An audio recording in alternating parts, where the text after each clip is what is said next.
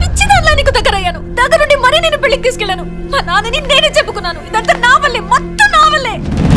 ఏంటే నువ్వు తీసుకెళ్లేది? నేనే నీకు దగ్గరయ్యాను. నేనే నిన్ను నమ్మించాను. నేనే నా పథకం ప్రకారం పగ తీరేలా మీ నాన్నని చంపేశాను. అసలు మీ అక్క నిశ్చితార్థప్పుడే మీ నాన్నేసేయాలి. కొడుకు మిస్ అయ్యి పైగా మీ నాన్న మా వాళ్ళని చూసేశాడు. అందుకే నేను దిగాల్సి వచ్చింది. అంత మంచి మనిషిని చెప్పడానికి నీకు మనసులా వచ్చింది? మా నాన్న ఎంతమందికి ఎన్ని చేశాడో నీకే తెలుసు. ఎగ్జాక్ట్లీ. మీ నాన్న ఎంతమందికి ఏం చేశాడో నీకు తెలీదు, కానీ నాకు తెలుసు. డబ్బు కోసం కన్న కొడుకు చావుని కూడా కంఫర్టబుల్ గా మర్చిపోయిన మహా మనిషి మీ నాన్న.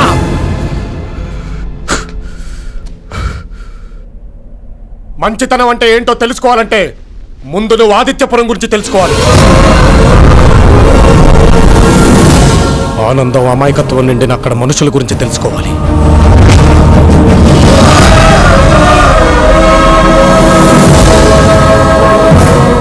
ఆణిముత్యం లాంటి అమ్ముల గురించి తెలుసుకోవాలి.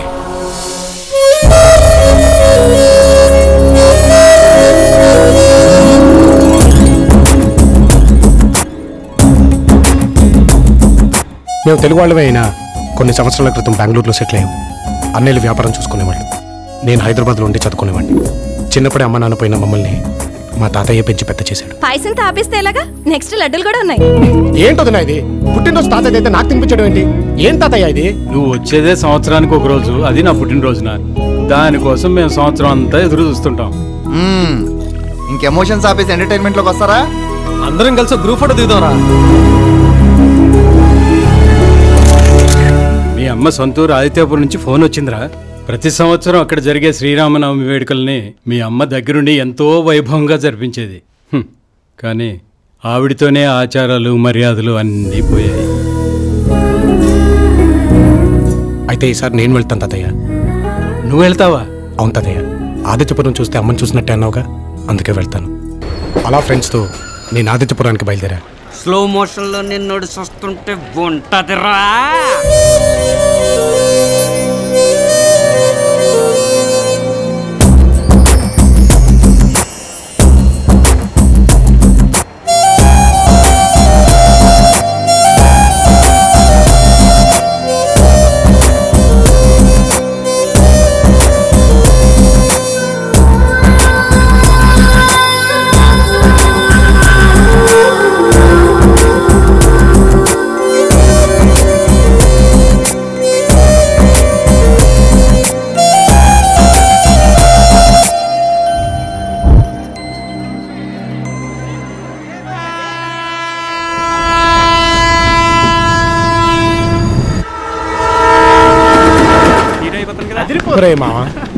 మనం ఎక్కాల్సిన ట్రైన్ కరెక్ట్ టైంకి ఎక్కకపోతే ఓ జీవితకాలం మిస్ అయిందంటారు కదరా. అంటారు కానీ మనం ఎక్కేం కదా, మనకెందుకు? అలాగే మనం దిగాల్సిన ట్రైన్ కరెక్ట్ టైంకి దిగకపోతే జీవితమే మిస్ అయిపోతుందిరా.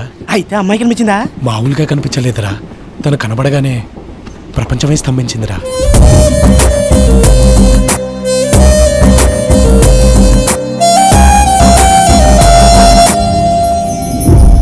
నా జ్ఞాపకాలతో మీరు మిగతా జర్నీని జాగ్రత్తగా ఫినిష్ చేసేయండిరా. సౌందర్యలహరి స్వప్న సుందర.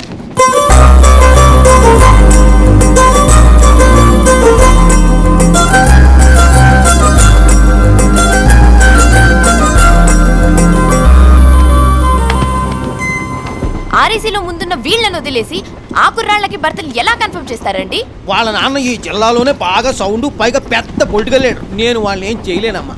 మీరు ఏమీ చేయకండి, డబ్బున్న వాళ్ళదే రాజ్యం అయిపోయింది. చిచి, డబ్బుంటే ఏమైనా చేయొచ్చని మదం. మీరు నా భర్త తీసుకోండి. నమస్కారం. పర్వాలేదు పర్వాలేదు, మీరు అక్కడ కూర్చోండి, నేను ఇక్కడ అడ్జస్ట్ అవుతాను. పిల్ల డైనమిక్ గా ఉందిరా. కాదు, డైనమైట్ లో ఉంది, దగ్గరికి వెళ్తే పేలుతుంది. ఏది ఏమైనా ఇక ఉపేక్షించే లాభం లేదు రంజిత్. రౌండ్ అప్ చేసి రౌండ్ వేయాల్సిందే.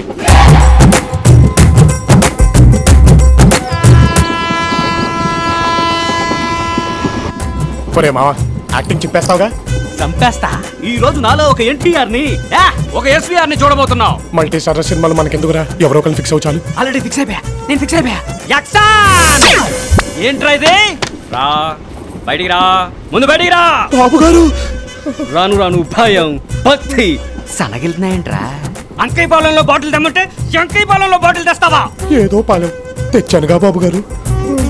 ఏంట్రా కూలింగ్ బాటిల్ తెమ్మంటే కౌంటర్ దగ్గరికి మెడబెట్టేస్తుంది. ఏదో మంచోడవని మనోడవని పనికి వస్తావని పైకి వస్తావని డైలాగ్ లెక్క అయిపోతున్నారా ఎతవా కదా. ఈ ట్రైన్ లో నీకు బెర్తలేదు, నీకు నా దగ్గర పనిచేసే వర్తలేదు. ఇది భావ్యం కాదు, ఇది న్యాయం కాదు. నన్ను వెళ్ళగొట్టదు బాబు గారు. బాబు గారు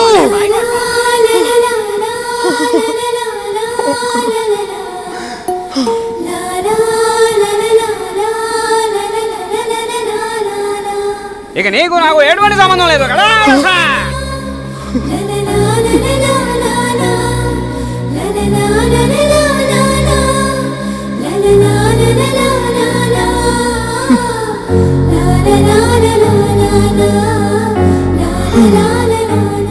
ఏమైందండి? కాసేపు నన్ను ఇలా ఒంటరిగా వదిలేండి.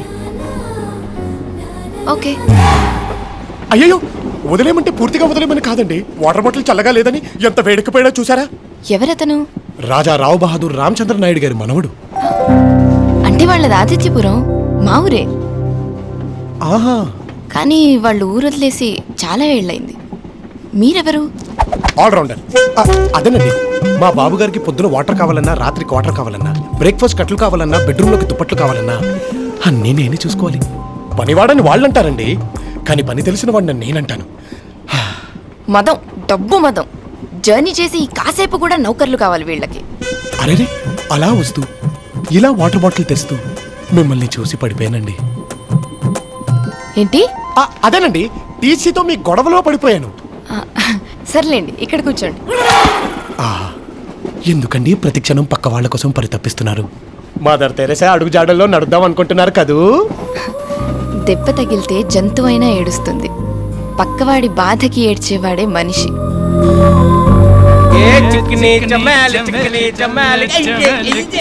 ఇంతకటి నుంచి చూస్తున్నాను. ఏంటి న్యూసెన్స్? అవతల జనాలు నిద్రపోతున్నారు. అయితే మేం చేయాలా? జోలపాట పాడాలా? మీరు ఆగండి. అంటే మీరు వెళ్ళి పడుకుంటే బాగుంటుంది అంటున్నారు. ఎవరికి బాగుంటది? మీకా? మేమంతా పడుకుంటే ఇద్దరు ఏం చేస్తారు? రేయ్, ఏంట్రా వాగుతున్నావు?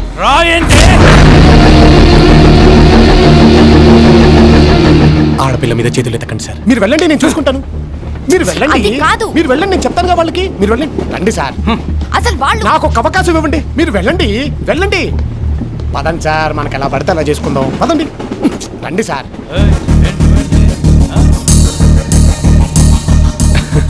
అదన్నమాట. Good night sir. పడుకోండి, పడుకోండి. అలా సైలెంట్ అయిపోయారు. ఏం చేశారు? నేనెవరో కొంచెం డీటెయిల్డ్గా చెప్పాను. ఓహో, రాజా రామచంద్ర నాయుడు గారి దగ్గర పనిచేస్తున్నానని చెప్పారా? అదేనండి, అదే. ఓకే.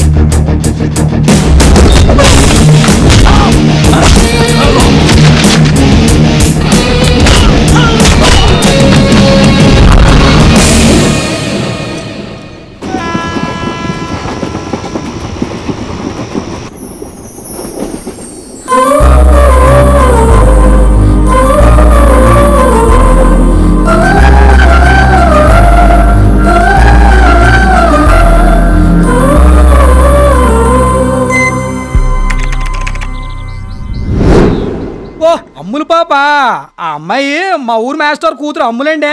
కలెక్టర్ గారితో గొడవ పడి మరి మా ఊరికి రోడ్లు అట్టుకొచ్చిందండి. మామూలు హడావు చేయదండి మరి. మన ఊరి పిల్లలు టౌన్కి వెళ్ళి కాలేజ్ చదువులు చదవకుండా పత్తోనే ఆపేశారు. ఏ మన ఊళ్ళో కడుతున్న హాస్పిటల్, వాటర్ ట్యాంక్ మధ్యలోనే ఆగిపోయాయి. ఏ ఇసుక లారీలు, సిమెంట్ లారీలు తిరగడానికి సరైన రోడ్స్ లేవు కాబట్టి. ఇవాళ నేను కోటరే తాగా. ఏ ఆఫ్కి డబ్బులు లేవు. అంతే కదా. ఒరే అప్పయ్యా, అమ్ములు పాప మాటకు అడ్డుపడ్డావంటే నీ ఆధార్ కార్డు ఆపేస్తానంతే. ఏదో తొత్తు కొడకని పొద్దున్న లెగ్గానే ప్రాబ్లం ఎక్కుందా అని చూస్తుందండి.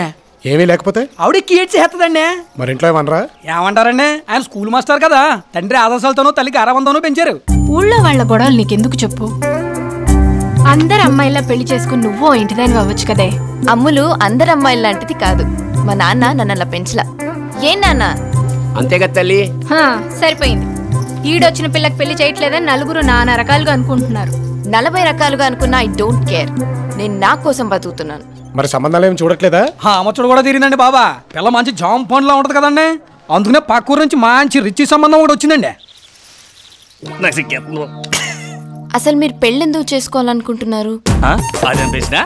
మగాడన్నాక ఆడతోడు ఉండాలా, ఆడదన్నాక మగతోడు ఉండాలా. వీళ్ళిద్దరిది ఇసుకి చూడాలాగా ఏదో ఫీలింగ్ బంధం మరే. నన్ను పెళ్లి చేసుకోవడానికి మీకున్న అర్హతలేంటి? 500 ఎకరాల ఆసావుని మీరు సంపాదించారా? ఆ ఛాన్స్ మాకెక్కడిచ్చారమ్మా, మా తాత సంపాదించారు. ఇదిగే 300 ఎకరాల కొబ్బరి తోట కూడా ఉంది. ఓహో, మీరు కొబ్బరికాయ వ్యాపారం చేస్తారా? ఒక సీజన్ లో ఎన్ని కాయలు దిగుమతి అవుతాయి? అదిగో మళ్ళీ అవకాశం నాకు ఇస్తారేంటి?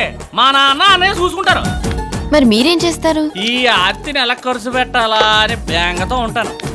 పగలేమో పేకాట, ఇక రాత్రి అయితే అద్దనటవా అంటే కష్టపడమన్నమాట. ఓరే నాయనో, నాకీ కట్టం ఏంట్రా? లేరా, పెద్దల ఆస్తులు చూపించి పోజు కొట్టే వాళ్ళంటే నాకు చిర్రాకు. లే, get out.